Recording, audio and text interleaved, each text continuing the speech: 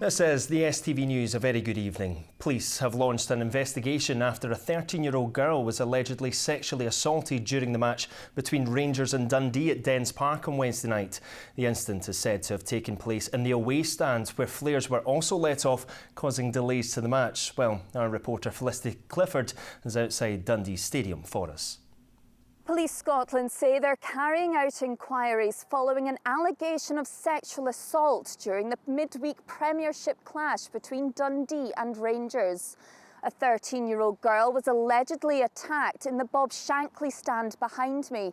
This is the stand that houses travelling supporters. Now, Wednesday's game between Dundee and Rangers was suspended for 18 minutes after Rangers fans let off a large number of flares, triggering fire alarms under the stands.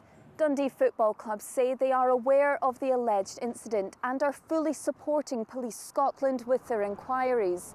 The club's child welfare and protection officer is also fully supporting the situation. They added, as this is an ongoing investigation, they won't be making any further comment.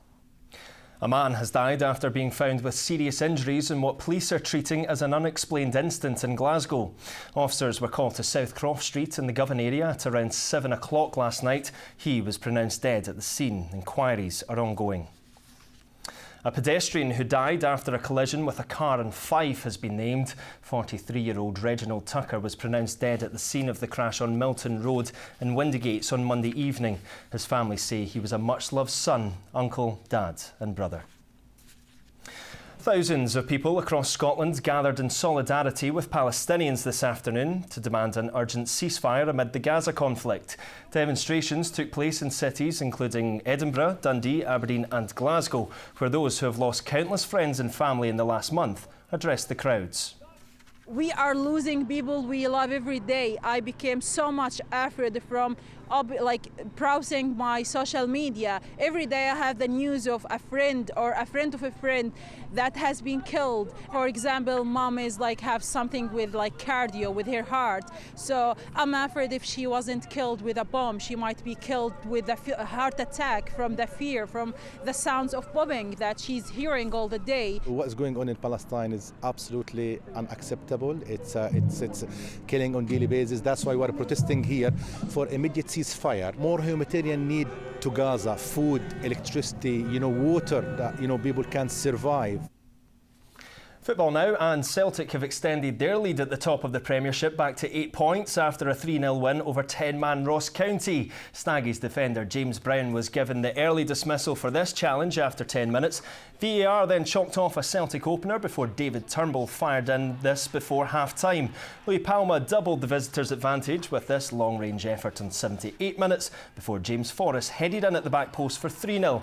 Kilmarnock are hosting Motherwell in the day's other game, Kilmarnock currently leading 1-0.